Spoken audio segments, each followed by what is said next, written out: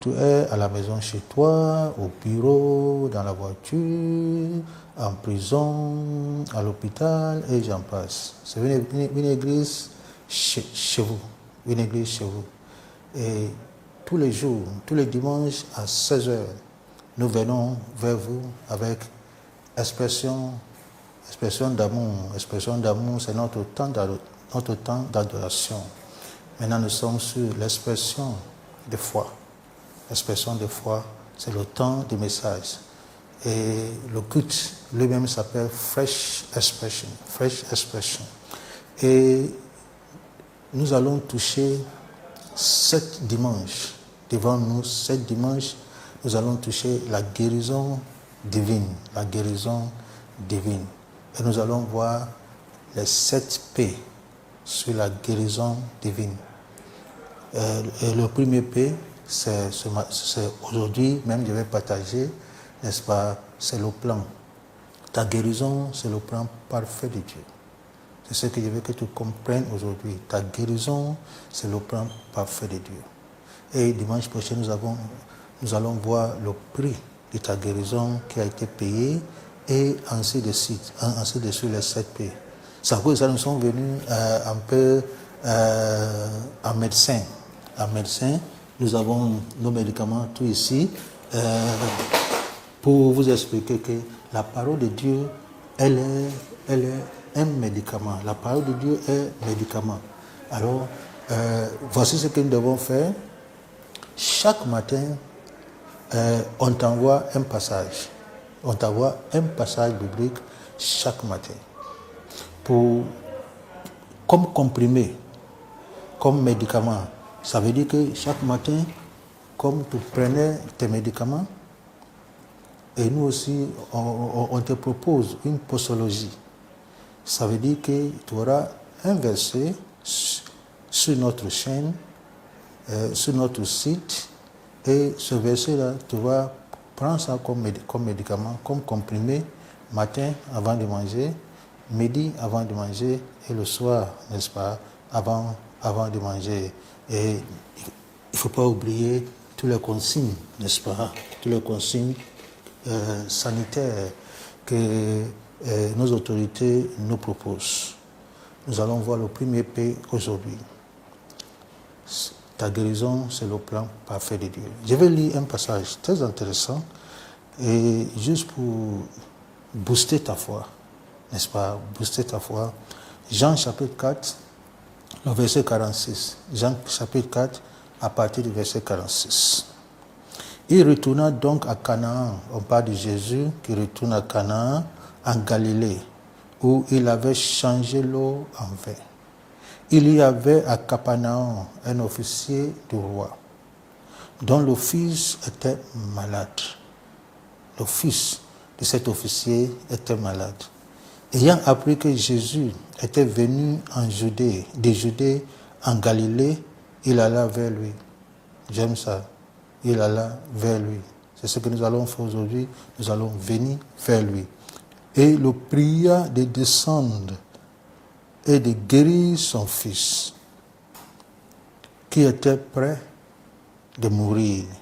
Jésus lui dit, si vous ne voyez des miracles et des prodiges, vous ne croyez point. L'officier lui dit, Seigneur, c'est un officier, mais il reconnaît la seigneurie de Jésus. Seigneur, descends avant que mon enfant meure. Va, lui dit Jésus, ton fils vit. Ton fils vit. Je ne sais pas ce que tu traverses, mais je vais te dire, ton fils vit. Ton fils vit. Ton fils vivra.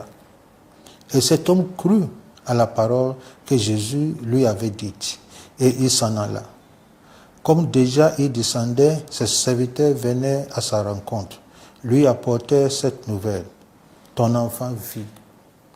Ton enfant vit. Il leur demanda à quelle heure il s'était trouvé mieux. Et il lui dit, hier, à la 7e heure, la fièvre l'a quitté. Ta fièvre va te quitter. Corona va te quitter. Le père reconnut que c'était à cette heure-là que Jésus lui avait dit, ton fils vit. Et il crut, lui et toute la maison. Alors voici un passage très intéressant. Il s'agit d'un officier. Un officier, cet officier, il était membre de l'aristocratie.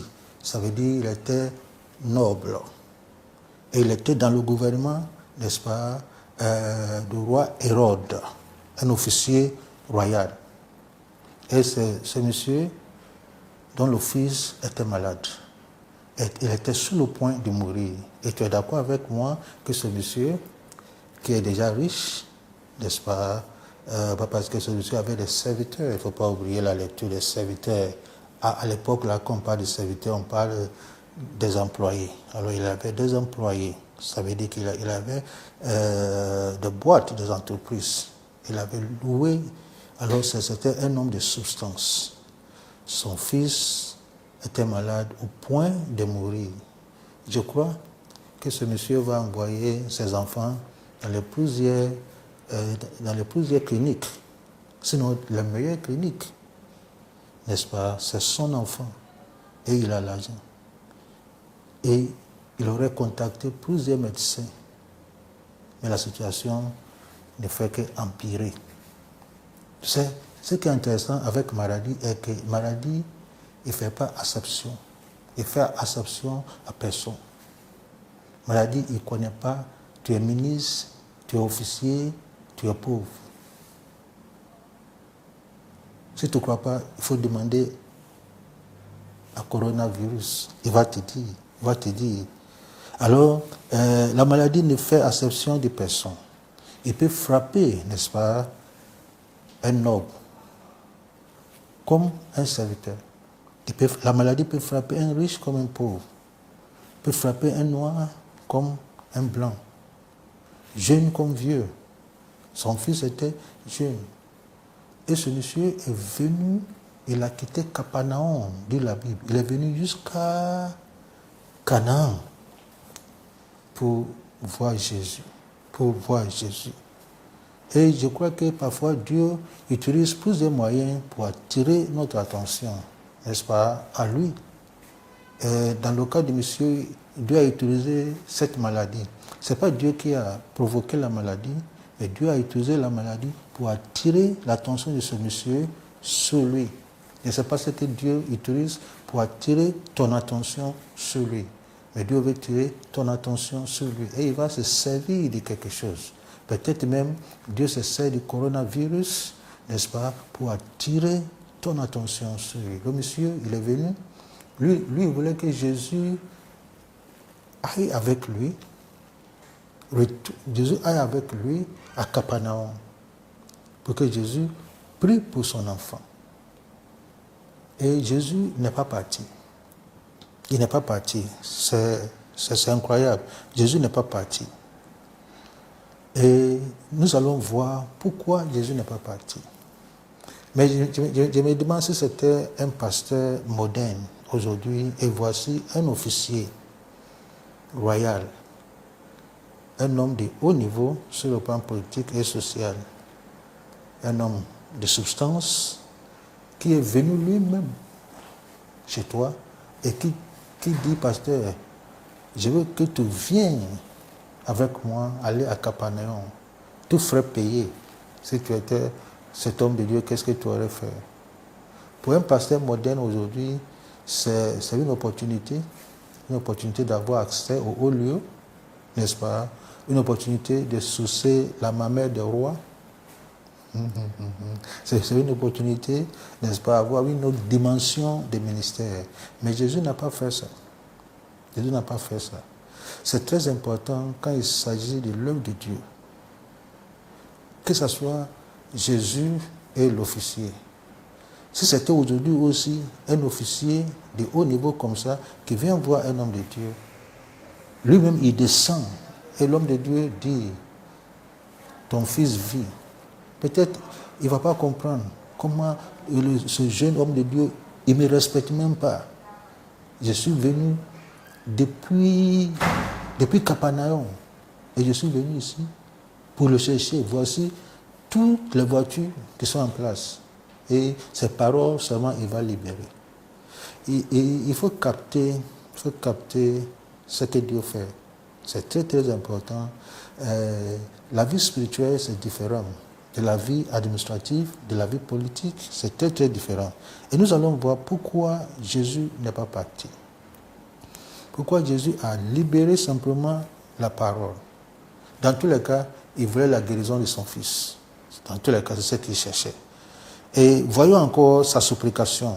L'officier du roi lui dit, « Seigneur, descends avant que mon enfant meure.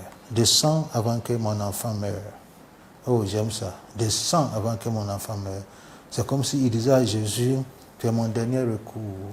Tu es mon dernier espoir. J'ai tout essayé, ça n'a pas marché. » Peut-être je parle avec quelqu'un, tu as tout essayé, et Jésus est ton dernier recours, il est ton dernier espoir, il viendra. De la même manière, il a guéri le fils de cet officier, ton enfant aussi vivra. Peut-être, en ce qui te concerne, ce n'est pas un enfant physique, un enfant biologique.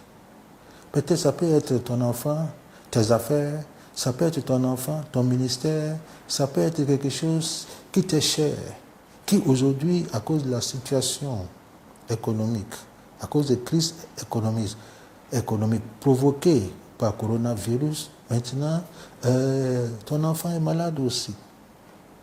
Tes affaires sont malades, ton entreprise est malade, ton ministère est malade, rien ne va. Je t'invite. Jésus a une parole pour toi. Il dit, ton fils vivra. Ton fils vivra. Ton fils vivra. Homme d'affaires, tes affaires vivront. Quelle que soit la situation qui se passe, je déclare la parole de Jésus sur la vie de ton entreprise et de tes affaires vivront. Homme de Dieu, ton ministère vivra. Ton ministère vivra. Ton ministère vivra. Monsieur le Président, l'économie de votre pays vivra. La parole de Dieu est au-dessus de tout. Tout est soumis à l'autorité de la parole de Dieu. Il ne faut pas oublier que tout l'univers a été créé par la parole. Et c'est la parole encore qui tient l'univers maintenant. Et la parole est toujours créative. C'est à cause de ça, Jésus voulait apprendre à ce monsieur une leçon. Et voici pourquoi Jésus n'est pas parti. 3 raisons. Très très rapide. 3 raisons. Pourquoi Jésus n'est pas parti. Et pourquoi Jésus a voulu libérer seulement la parole. Jésus voulait amener l'officier à une dimension supérieure en Dieu. Il croyait en Dieu. Il croyait en Dieu. Sinon, il ne serait pas venu. Mais Jésus voulait l'amener à une dimension supérieure. Tout le monde ici veut avoir une dimension supérieure en Dieu. Moi, je veux avoir une dimension supérieure en Dieu. Je veux grandir en Dieu. Grandir davantage en Dieu. Ça, c'est la première leçon. Jésus voulait amener ce monsieur à une révélation profonde de Dieu. Une révélation. Il connaissait Dieu, mais il n'a pas une révélation profonde de Dieu. Et Jésus voulait amener ce monsieur à une intimité plus étroite avec Dieu. Une intimité plus étroite avec Dieu. Alors, voici les 3 choses que nous allons voir. La première chose, c'est une dimension supérieure en Dieu. Il faut dire qu'en Dieu, il y a des dimensions. On n'est pas au même niveau. Il y a des dimensions en Dieu. C'est comme école. Il y a des différentes classes. Il y a des dimensions en Dieu. Et Jésus voulait amener ce monsieur qui croyait déjà en lui, mais à une autre dimension, à une dimension plus élevée, à une dimension supérieure. Il croyait que seule la présence physique de Jésus chez lui, dans sa maison, changera la donne. Il croyait, il avait la foi. Il sait que si Jésus vient chez lui, si Jésus l'accompagne chez lui, à Capernaum, dans sa résidence, dans sa maison, dans la chambre où l'enfant est, quelle que soit la gravité de la maladie, même si l'enfant est mort, il sait que Jésus pouvait guérir l'enfant ou ressusciter l'enfant. Il croyait que si Jésus franchissait la porte de sa maison, son fils vivra. Ça, c'est une foi. C'est à cause de ça, il s'est déplacé lui-même. Il n'a pas envoyé des émissaires. Il est venu lui-même pour supplier Jésus et plaider en faveur de la guérison de son enfant.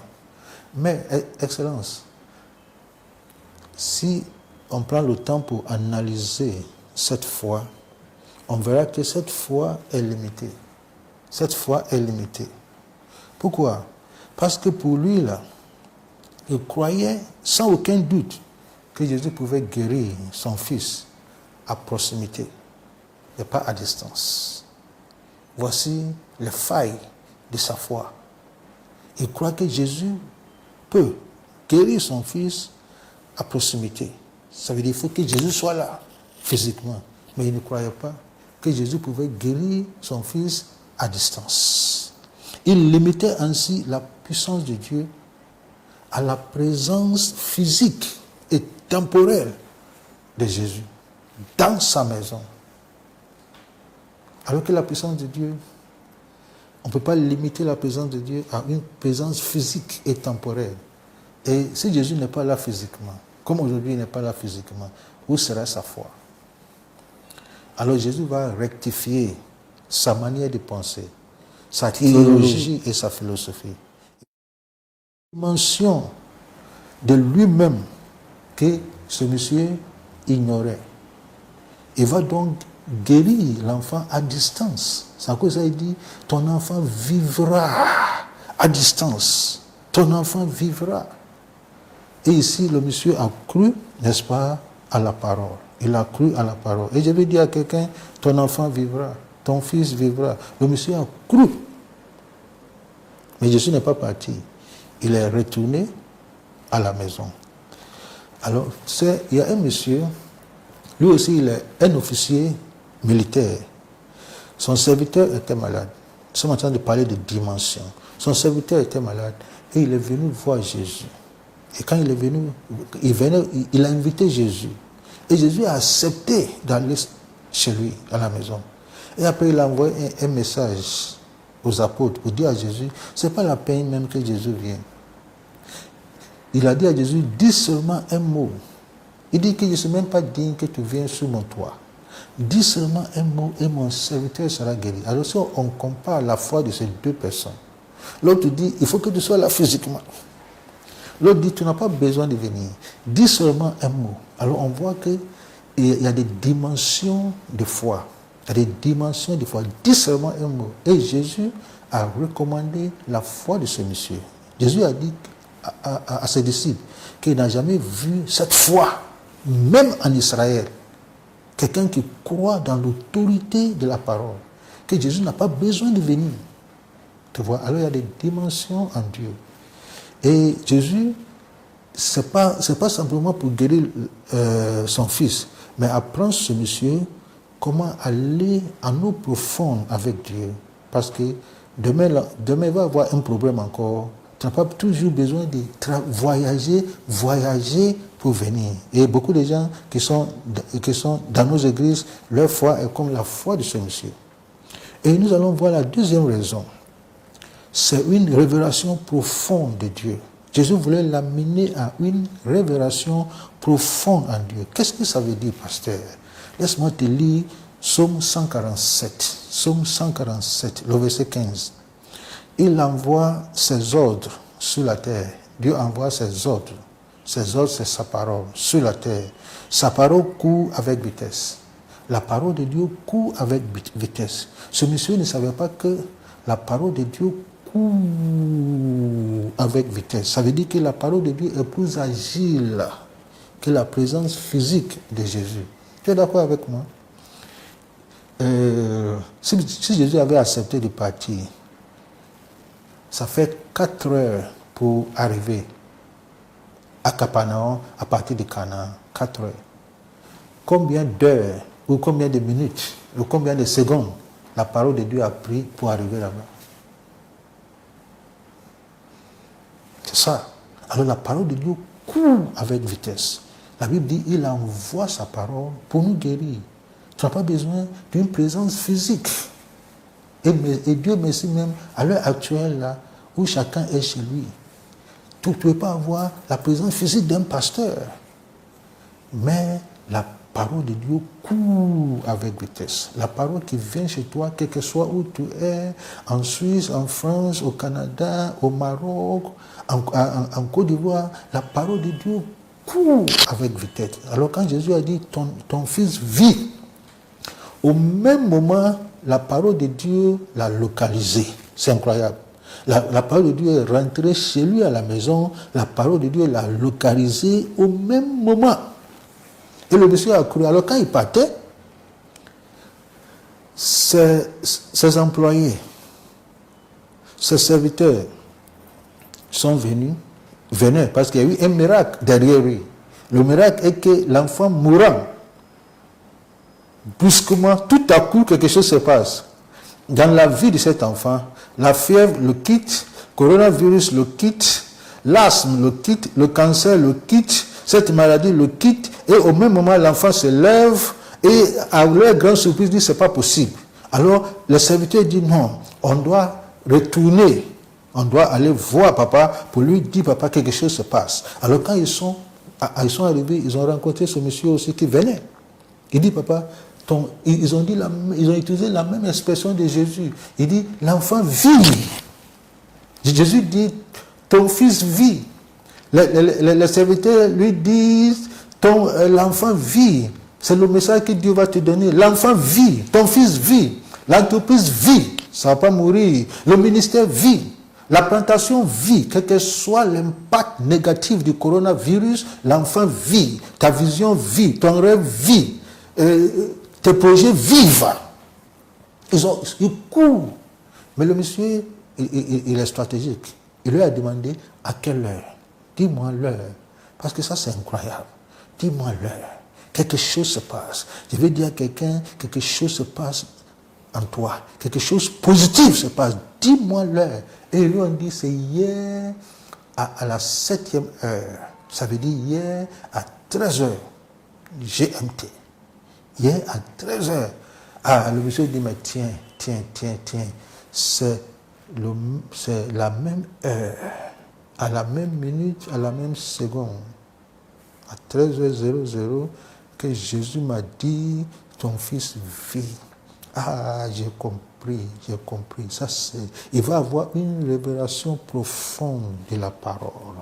Désormais, quand il y a un problème, il ne va pas venir chercher la présence physique d'un pasteur. Quand il y a un problème, il sait que la parole de Dieu court avec vitesse et lui-même, il va apprendre à libérer la parole. Il ne va pas venir toujours chercher un pasteur, un prophète.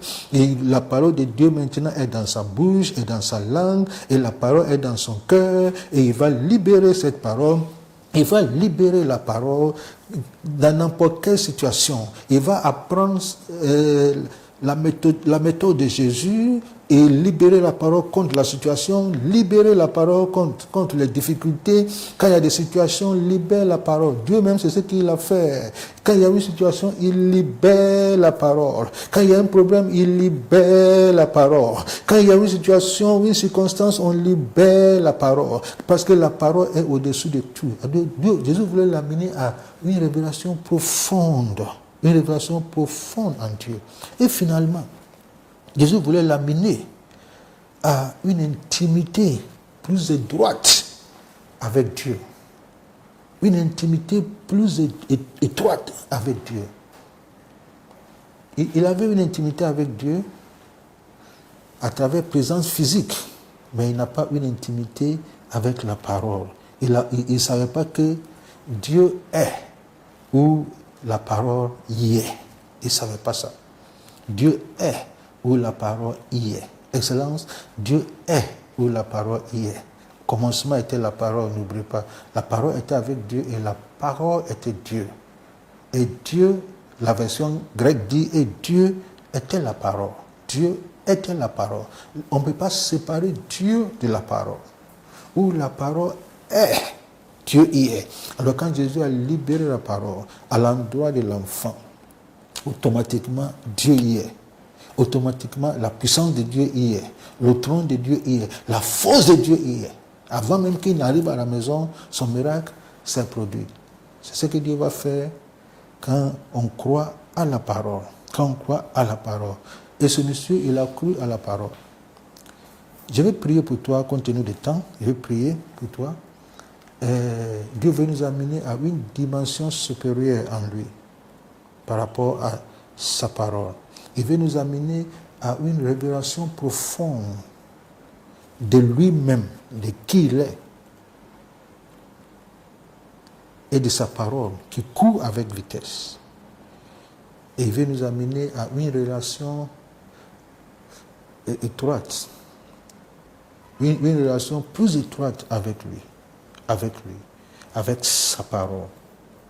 Alors tu peux imaginer que ce monsieur-là, chaque jour, il va étudier la parole. Désormais, il va étudier la parole, il va lire la parole.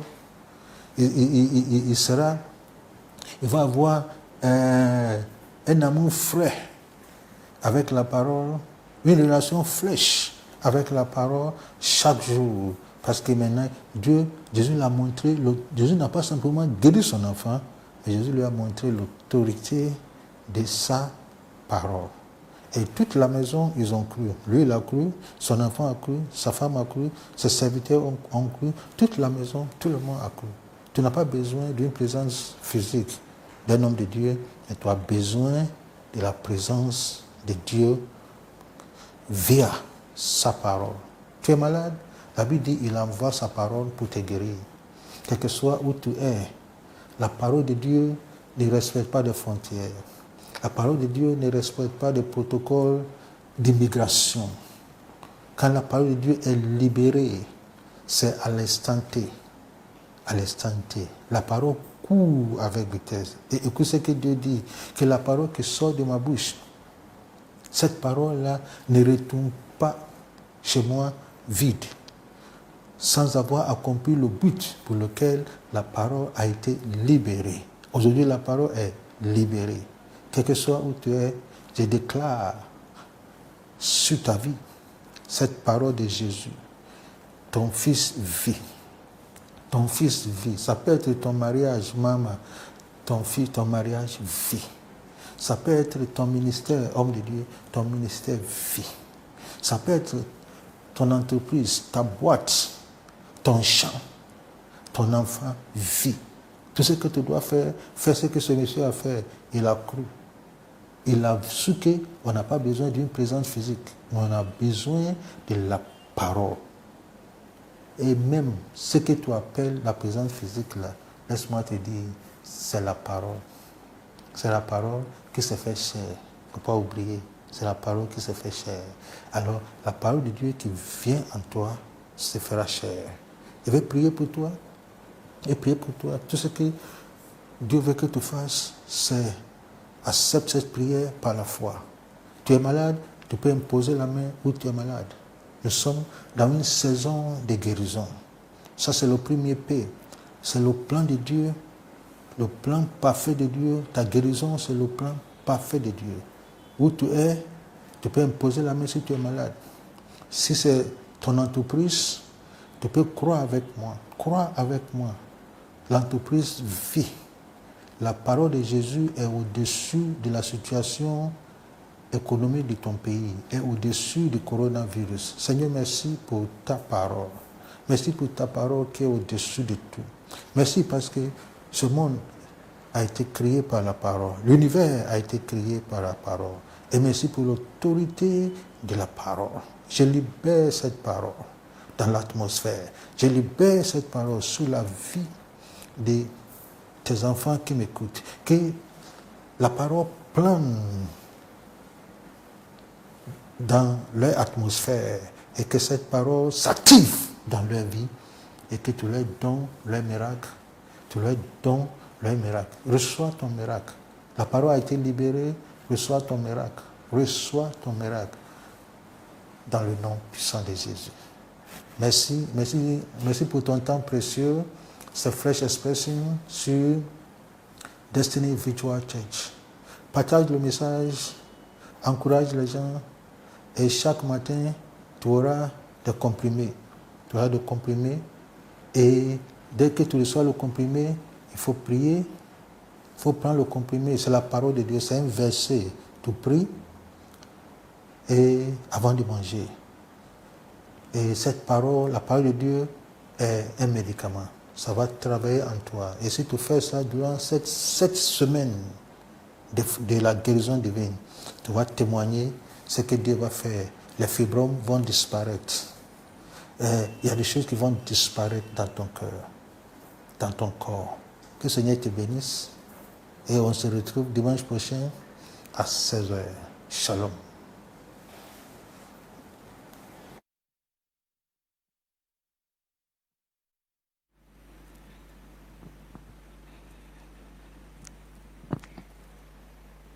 Excellent enfant de Dieu, ma prière c'est que vous ayez apprécié cette expérience. C'est notre premier culte à Fresh Expression. Et tout à l'heure, le révérend nous a apporté l'expression de foi, cette parole pour venir booster en cette saison sanitaire. Durant toutes ces semaines, nous allons vous apporter la guérison divine tous les dimanches à 16h. Restez connectés. Mais je tiens à vous rappeler que durant cette semaine, vous serez contactés pour toute la formation de Traces de Transformation. Si vous voulez savoir davantage, c'est www.destinyvirtualchurch.org. Shalom chez vous.